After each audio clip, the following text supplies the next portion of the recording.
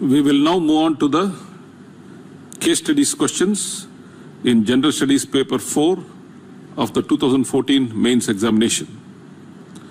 The first question is about economic development versus environmental degradation. This is really not a case study question. You can find the answer easily in any book or on the web. So I will move on to the next question. The next question is about 4 ethical issues for a civil servant. This is again not really a case study question, but since you will not find the answer to this question easily in any book or on the web, I will discuss it in detail. This question consists of 4 viewpoints. 1. Being ethical causes a lot of problems to one's career and family members. 2. The small ethical minority is helpless against the vast majority of wrongdoers. 3. Being too fussy about ethics will hamper economic progress. 4. We must avoid grossly unethical practices, but accepting small gratifications is okay. Critically analyze the above viewpoints. Now let me discuss these viewpoints one by one. The first viewpoint, that being ethical causes a lot of problems to one's career and family members, is partly correct. A honest officer may get repeatedly transferred. He may get shunted to what are called punishment postings. He may face many other trials and tribulations. But if you're ethical, it will enable you to hold your head high. It will enable you to command the respect and admiration of the general public, your colleagues, and even politicians. It will enable you to have a clear conscience and sleep well. And most importantly, it will enable you to stay out of jail. I have noticed that as an IAS officer, if you are merely honest, then about 60% of your reputation is made.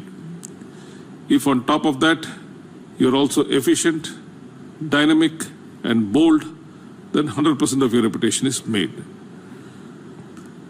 Now, being unethical may make you rich and powerful. You may get what are called the plum postings, but it can actually cause you more problems and very severe problems. For example, when there is a change of government, or even within the same government, if there is a change of faction in the ruling party, then you may get embroiled in vigilance and criminal cases. If you have done something wrong, you may even land in jail.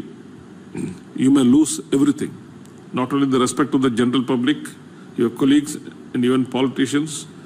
You may also lose your ill-gotten wealth. So, on the whole, being ethical is better. The next viewpoint is the small ethical minority is helpless against the vast majority of wrongdoers.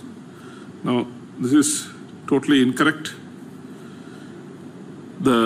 It is true that ethical civil servants are a small minority and wrongdoers are in the vast majority. That has always been the case with human society. For example, more than 500 years ago, William Shakespeare wrote that to find a honest man, as this world goes, is to find 1 in 10,000. Even during his time, the ratio of honest to dishonest persons was 1:10,000. I would think that things have improved since then. It is wrong to say that honest officers are helpless. In fact, I would say that honest officers are feared, not only by corrupt subordinates, but also by their corrupt superiors. If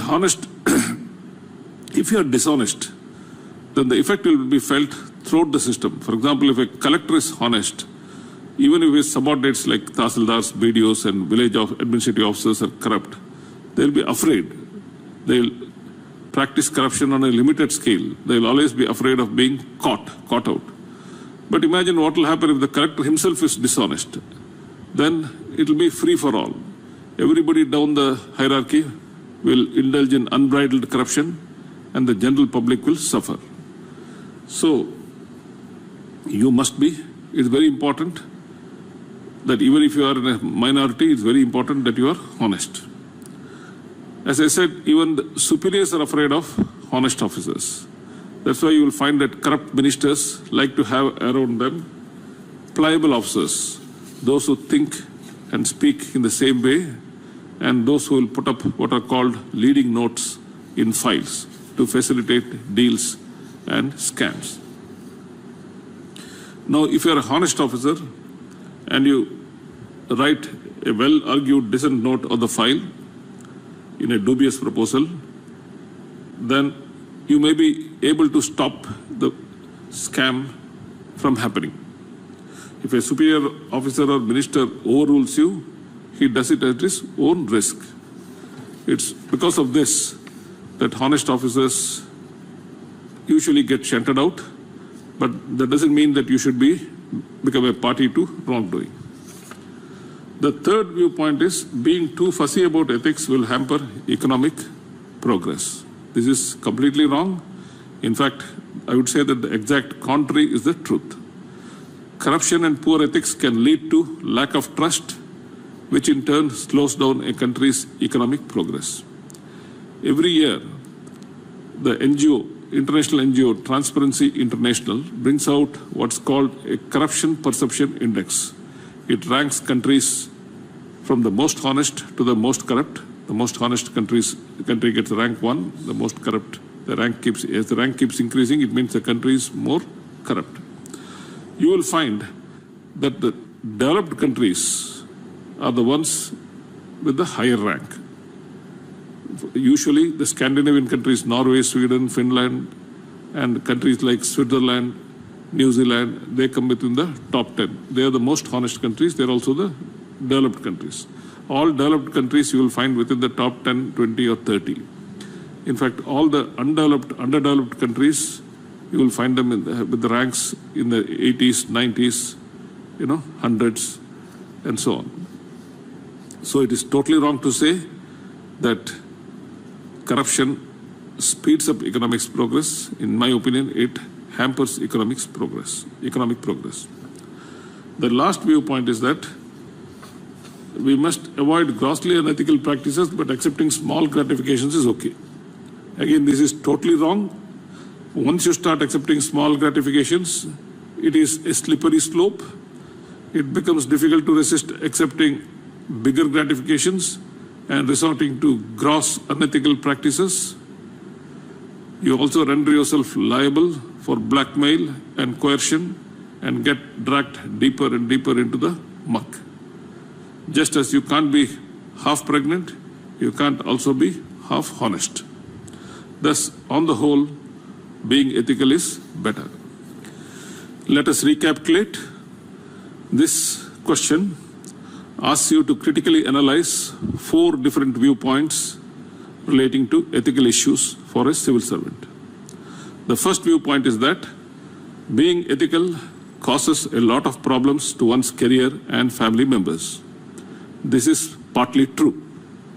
Ethical civil servants may get transferred over and over again and may get transferred to what are called punishment postings. But if you are ethical, you will be able to hold your head high. You will be able to command the respect and admiration of the general public, your colleagues, and even politicians.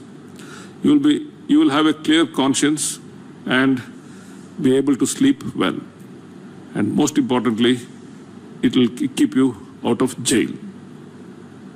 Being unethical may make you rich and powerful. You may get the so-called plum postings, but it can cause you more problems and very severe problems in the long run. For example, you may get embroiled in criminal and vigilance cases during a change of government, or even within the same government if there is a change of ruling faction. You may land in jail, you may lose all your ill-gotten wealth, and of course, you will lose your respect. The next viewpoint is the small ethical minority is helpless against the vast majority of wrongdoers. It is true that ethical civil servants are in a small minority, whereas wrongdoers are in the vast majority. But then it has always been the case with human society. It is not true that ethical civil servants are helpless. In fact, in my opinion, ethical civil servants are feared. They are not only respected, but they are also feared by corrupt subordinates as well as corrupt superiors. If you are a collector, a honest collector, then your subordinates in the district, many of whom may be corrupt, will practice their corruption in a limited manner because they are afraid of you. But if you are yourself corrupt, then it will be a free-for-all for the corrupt subordinates, and the general public will suffer.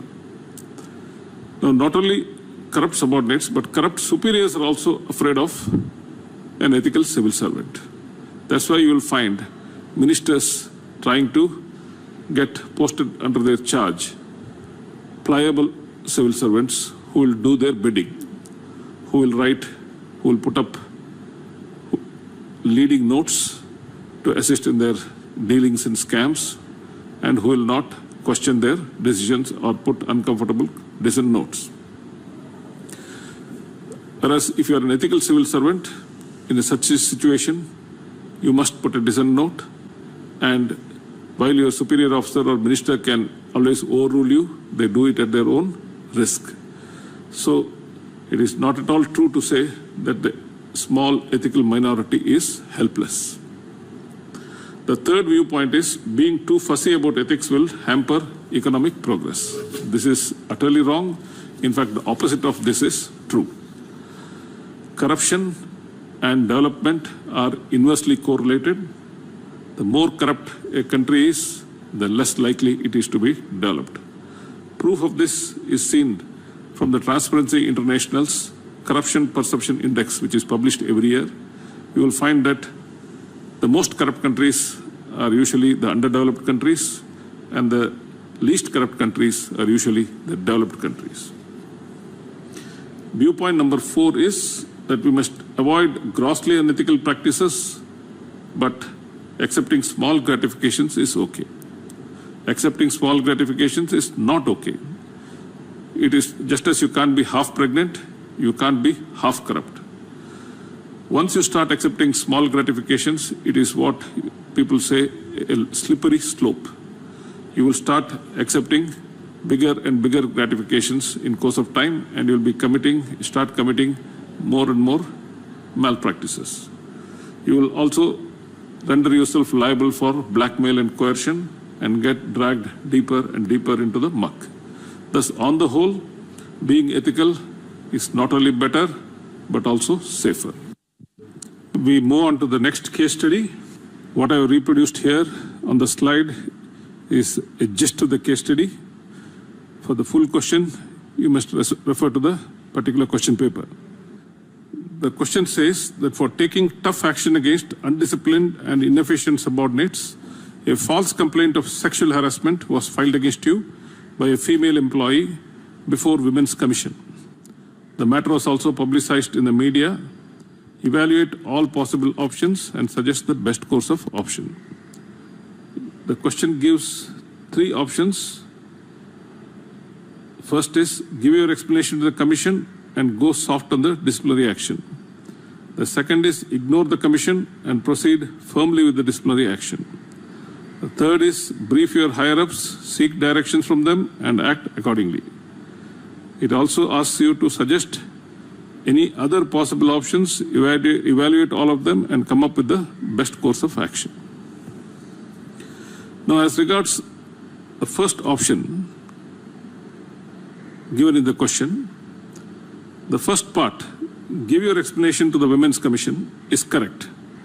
as it is a statutory commission whose directions you must obey. But the second part, go soft on the disciplinary action, is not correct because it will make you look like a weakling and a cowardly officer and embolden the troublesome subordinates. Regarding option 2, the first part, ignore the commission, is wrong, but the second part, proceed firmly with the disciplinary action, is correct. As regards option 3, the first part, brief your higher-ups, is correct because it is always a good practice to keep your superiors in the loop so that they are not taken by surprise if there is a strike or some other untoward incident. Seeking their suggestions on how to deal with the problem is also a good idea. But the second part, seek directions from them and act accordingly, is not correct. Because it shows you as a person who is not willing to take up responsibility and who tries to pass the buck upward.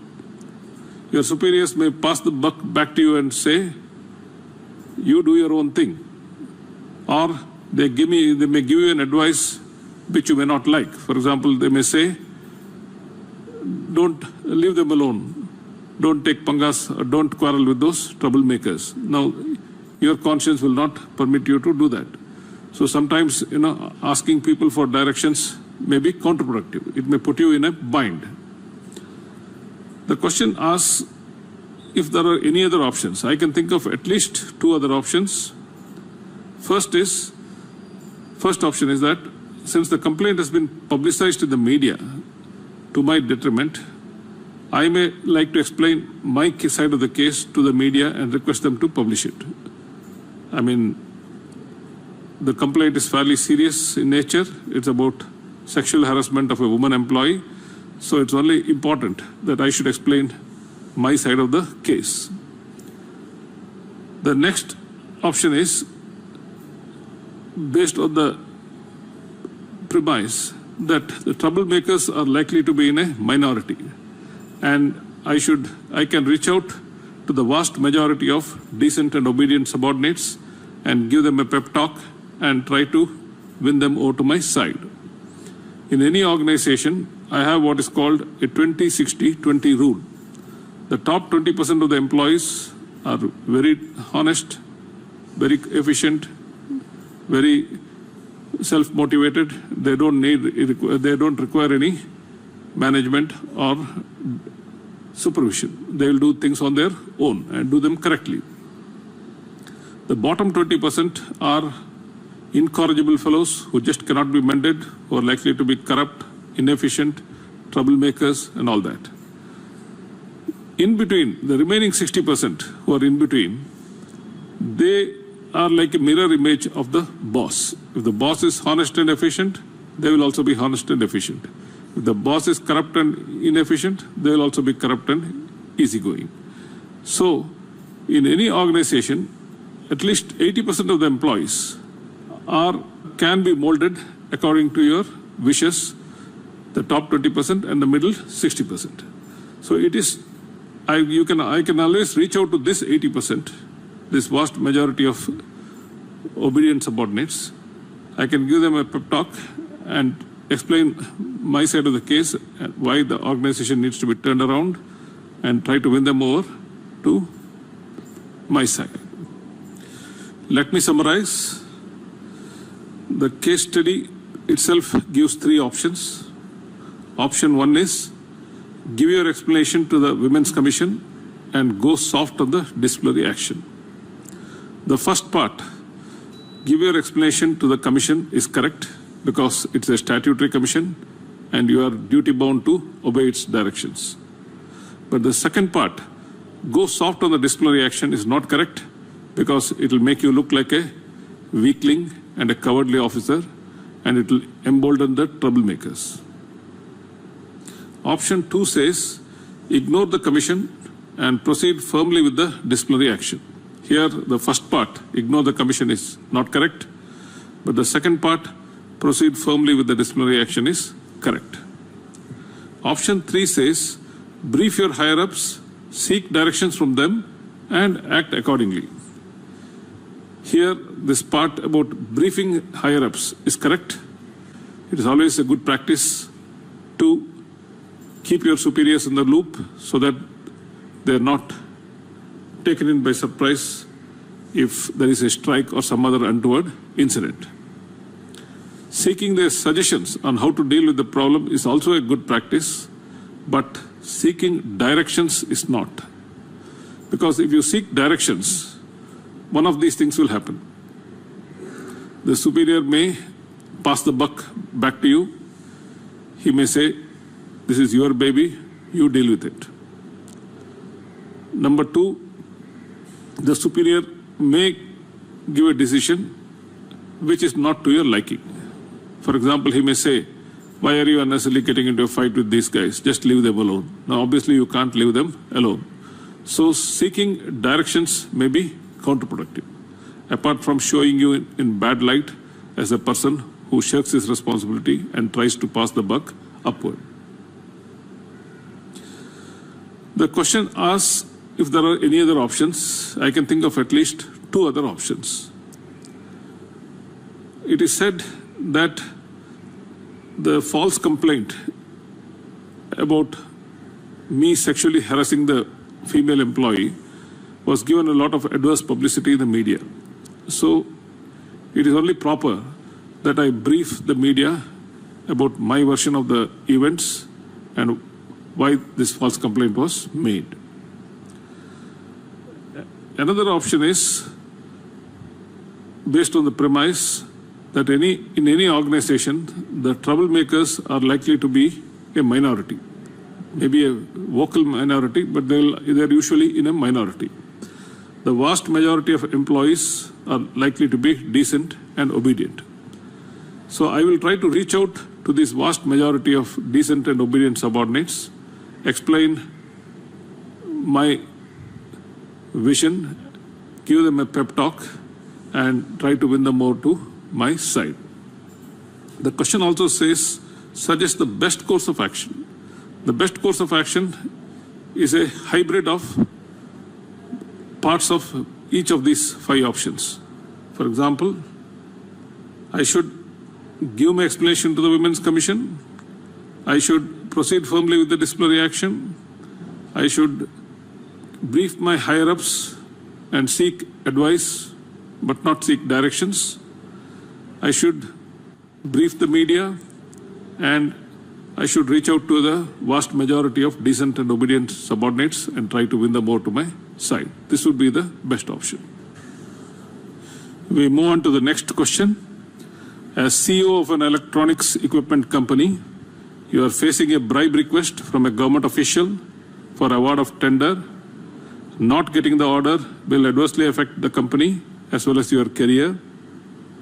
What are the arguments for 1, giving the bribe and getting the order, and 2, for refusing to pay the bribe and risking the loss of the order? Is there a third way of getting out of this dilemma? Now, this is a situation that you will often come across. That is, some corrupt official in a government department demanding a bribe from some company or a contractor for issuing the work order or making payments of bills. Now, how do you deal with such situations? The question says, what are the valid arguments for giving a bribe? I can think of 3 valid arguments. The first is, if you don't get the order, the company will have to close a production line and face losses. This order is very important for the company. It cannot afford to miss getting this order. Several workers may lose jobs. Your own career may be on the line. The second argument is, while refusing to pay a bribe is a virtue, it should be balanced against the rival virtues of being loyal to your company and doing what is in its best interest. Here, getting the order somehow is in the best interest of the company. And of saving your own career and the careers of your fellow workers. That is what you have here is a classic ethical dilemma. I mean, there are rival virtues which are which are in conflict. The third argument for paying the bribe is that when all other companies are ready to pay a bribe, your honesty will place you at a disadvantage vis-a-vis your competition. You may not get any orders and your company may go broke. The question says, what are the valid arguments against giving a bribe? I can again think of at least three arguments. First, being honest and refusing to pay bribes is what Immanuel Kant would call a categorical imperative, something that brooks no exceptions. You may remember the philosopher Immanuel Kant, who came up with this term of categorical imperative. That is, certain virtues, he said, do not admit of any exceptions. He said, truth-telling is a categorical imperative. You must always tell the truth. There is no justification for telling a lie on any occasion. I would similarly argue that being honest and refusing to pay bribes is also a categorical imperative, something which brooks no exceptions. The second argument is that if paying bribes becomes a way of life, then it will increase the cost of doing business. It will also demean the bribe giver as well as the bribe taker. The third argument is that there are other ways of getting the order without paying a bribe, and those ways should first be explored. That is, you don't rush to pay the bribe without exploring these other ways. What are the other ways? One, complain to a superior officer who is honest. He is likely to intervene and order the concerned officer to release the work order immediately. I lost count of the number of times when I had to intervene in this manner and instruct one of my corrupt subordinates to do the needful. A second way of getting the order without paying a bribe is to complain to the Vigilance and Anti-Corruption Department. As you know, every government has a Vigilance and Anti-Corruption Department. They receive complaints and may sometimes set a trap for the corrupt officer and catch him red-handed. This can also pay dividends. It's a slightly convoluted process and it may not make you very popular, but it's definitely an option. The third method of getting the order without paying a bribe is to do a sting operation of your own with the help of a micro spy camera embedded in your shirt button or pen or some other device, and record your conversation with the bribe demanding officer. You may think that this is somewhat unethical. It is not unethical. It is just something which you may feel uncomfortable doing it, but there are situations when you may have to do it. You can then send the video to the officer with the threat of passing the video on to his superior officer or the Vigilance and Anti-Corruption Department if he doesn't release the order. It's quite likely that he will succumb and release your order. So these are three options, three other ways of getting the order without paying a bribe.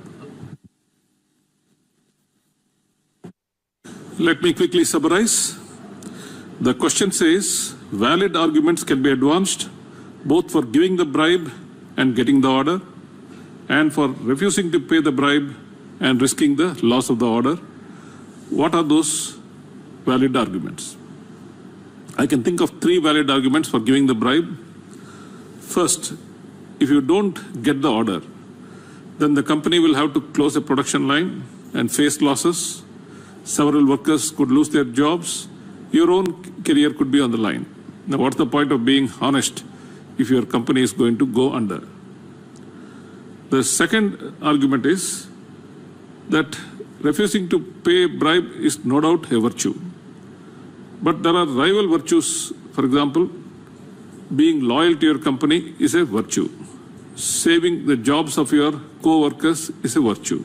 Saving your own career is a virtue. Now, you have a classical ethical dilemma here where rival virtues are in conflict. So you pay the bribe because though paying a bribe is not a good thing, being loyal to your company, saving the jobs of your fellow workers, and saving your own career are virtuous things. The third argument is that when all other companies are ready to pay a bribe, you alone being honest will place your company at a disadvantage vis-a-vis your competitors, and you can't survive career in this cutthroat competition. Now, what are the arguments against giving a bribe? The first is what Immanuel Kant, the German philosopher, would call as a categorical imperative. That is, there are certain virtues which brook no exceptions. Being honest and refusing to pay bribes, in my opinion, is one such virtue. It's a categorical imperative. There cannot be any exceptions. The second argument could be that if everybody starts paying bribes, if everybody starts demanding bribes and paying bribes, then it will increase the cost of doing business. It will make Indian businesses uncompetitive. It will also demean the bribe giver as well as the bribe taker. The third argument is, why should you rush to pay a bribe when you have not explored other ways of getting the order without paying a bribe? Now, what are these other ways? One is to complain to a superior officer who is honest. He is likely to intervene and instruct the corrupt officer to release the order immediately. The second is to complain to the Vigilance and Anti-Corruption Department, who may set a trap for the corrupt officer and catch him red-handed. The third is to do a sting operation of your own with the help of a micro spy camera embedded in your shirt button or pen or some other device and catch him and record the conversation with the bribe demanding officer. Now, if you send him this video and tell him that if he doesn't release the order, you may have to pass it on to his superior or to the Vigilance and Anti-Corruption Department, he's most likely to buckle and release your order. Now, this may seem somewhat distasteful to you, but it is definitely one of the options available. The next case studies question says, there is a fresh civil servant called Rameshwar is seeking your advice regarding glaring irregularities in his department. Scheme funds are misappropriated, official facilities are being misused for personal use by officers and staff, there is cheating and other irregularities in recruitments, complaints to superior officers were of no avail. What options are available in his situation? This is an excellent question. In fact, I can relate to it because I faced all these problems early in my career. The question says, what advice would you give to Rameshwar? My first advice to him is, even if all people all around you are corrupt, unethical, and going along with the flow, you shouldn't. He shouldn't. That is, Rameshwar must stay honest, even if he finds grey irregularities all around him, and he must set an example for others. You can't say just because everybody else is doing it, I will also do it. I mean, then there's no difference between you and the rest. And as we have seen in the answer to a previous question, being unethical may seem jolly and good for some time, but then you can also get into deep trouble. And Rameshwar's ability to clean up the system in his present post, or as he becomes more senior in his future post, will depend on how clean his own image is. If you come with a clean image, remember I said that if you are honest, 75% of your reputation is made. If you come with a clean image, you will have the moral authority. When you speak, people will listen to you with respect and fear. Now, if you are a crook yourself, why would anybody respect you? Your subordinates won't respect you. Even your private secretary and your office assistant won't respect you. So Rameshwar's ability to clean up the system would depend on how good his reputation is. So he should always maintain a spotlessly clean reputation. Now, some people think that there is nothing wrong in misusing official facilities for personal use. Like, for example, missing an official telephone for making personal calls, or misusing the official car for doing personal trips, or taking official stationery home for the use of children. Now, these may look like minor ethical infractions, but remember I said in answer to a previous question I mean, this is a slippery slope.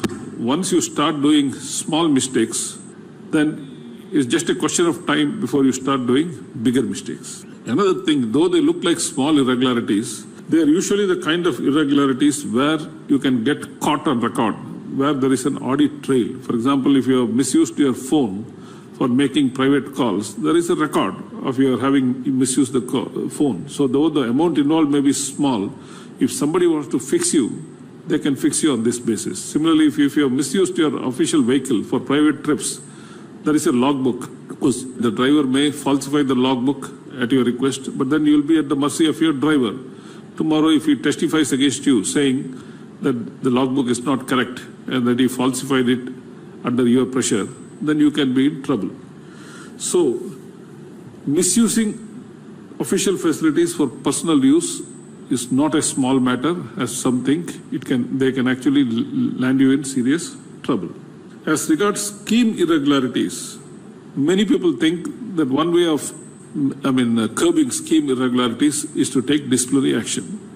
But against how many people will you take disciplinary action? You can't, if a lot of people are corrupt, you can't be taking action against all of them. You can only pick on the worst, or the second worst, or the third worst, and make an example of them, and hope that the others will learn. Even more important than taking disciplinary action against the wrongdoers is devising systems to prevent such wrongdoings or such irregularities from happening. You remember the saying, prevention is better than cure. In the same way, you should try to devise systems by which such wrongdoings can be prevented or at least minimized to a great extent. Let me give an example. Many years ago, I used to be the additional collector of development in Thanjavur district. It was composite Thanjavur district with 34 blocks. In those days, there used to be a program called social forestry, which is planting of trees in community lands and government lands. There are two types of social forestry plantations: block plantations or area plantations, and strip plantations, that is plantations along roads and canals. Now, there used to be a lot of huge allocations for social forestry in those days, and 80 to 90% of the money was being swindled. How? Because the BDOs would say, without even planting the thing, that they had planted it, but the plants died, or the cows and goats ate them. And even where they planted it, they did a very shoddy job of planting 6-month-old or 1-year-old saplings, which are barely 6 inches tall or 1 inch tall, which would be grazed by the cows and goats. Even if you put a protective guard, the plants will still die if there is not enough water, not enough rains and things like that. So I noticed that almost 85 to 90% of the social forestry funds were being wasted or were being swallowed. So, and I also noticed that they were taking up about 50 to 60 plantation works in each block, and there are 34 blocks, so 50 to 60 per block meant that there were nearly 2,000 social forestry plantations in the district as a whole, and it was virtually impossible for the collector or the additional collector to inspect all of them. So I decided that prevention is better than cure, and I did 3 things. One, I reduced the number of plantations that they could take up in a block to just 3. I said not more than 3. Now 3 into 34 is 102 for the whole district, still a large number but manageable. Number 2, I said if you are doing a block plantation or area plantation, the minimum area should be 25 acres. And I encourage them to switch over to more of strip plantations, that is more of roadside plantations and canal plantations. As you know, Thanjavur district has a lot of canals. I said you plant trees along the canals, you plant trees along the roads. Roadside plantations are easier to inspect because as you are driving along the road, you can check whether the plantations have been done or not. The third and most important innovation that I introduced was, I said they should plant saplings which are tall saplings, which are at least 6 feet tall, preferably 6 to 8 to 10 feet tall. Now, tall saplings cost more money, but they're worth the extra cost because tall saplings will survive drought.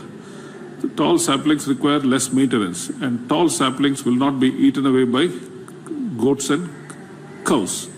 So by these three small steps, reducing the number of plantations, insisting on big area plantations or more number of strip plantations, that is roadside and canal side plantations, and insisting upon tall saplings, I drastically reduced the leakage and corruption in the social forestry scheme. That's why I say that it's more important to devise systems and procedures to curb irregularities rather than keep taking disciplinary action against officers. We should also tighten monitoring through rigorous office and field inspections and reviews, not only by him. Rameshwar should also tighten his monitoring through rigorous office and field inspections and reviews, not only by him, but also by his second level officers under his control. Now, regarding recruitments, invariably, when you're trying to recruit somebody, some pressure will be brought upon you to recruit X, Y, Z, who is close to so-and-so.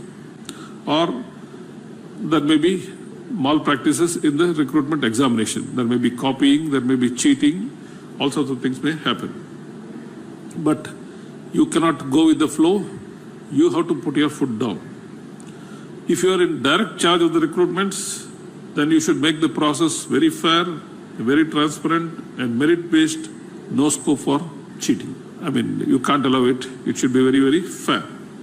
Supposing you are not directly in charge of recruitments, but you are in the capacity of an invigilator or observer, you go to, let us say, you go to a place and you find that the large-scale copying. You can't just ignore it. You should put it in writing. You should make out a written report to your superiors with photographic and videographic evidence where possible if you find irregularities taking place. Many people, as long as you don't reduce matters to writing, things can be suppressed. But once you put it in writing, it becomes very difficult for even your higher-ups to ignore the irregularities or to whitewash them once they are put down in writing. Now, if you are part of a selection committee and you think that the wrong candidate is being selected, you should not go along with it.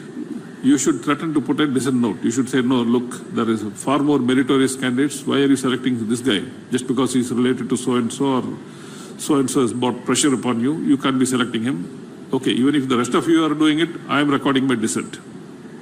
Now, the dissent, even by one member, can send out a powerful message. It means there is something wrong. And you will find that the rest of the members immediately become a little shaky. They will either come around to your viewpoint, or even if they don't, then your conscience is clear. Let me quickly summarize the answer. The situations faced by Rameshwar are typical of what fresh civil servants would face in most government departments. My first advice, the question says, what advice would you give to Rameshwar? My first advice to him would be that irrespective of what others are doing, irrespective of what irregularities are going on around him, he must stay honest at all times. And he must set an example for others.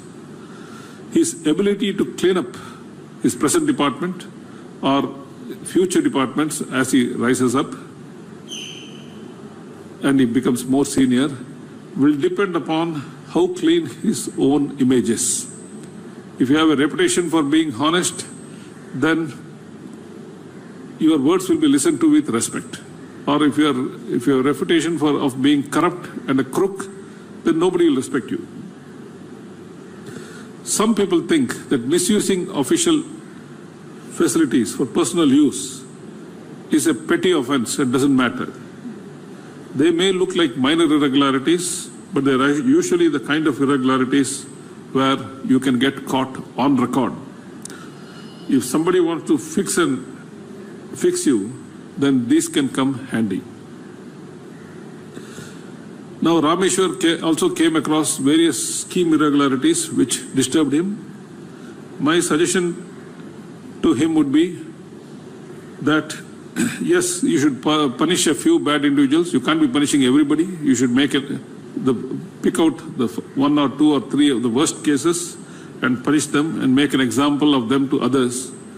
But more important than punishing people is devising systems and procedures to prevent or curb such irregularities. I gave you the example of social forestry plantations in Tanjavur district. Its prevention is better than cure and much less work and is very much possible.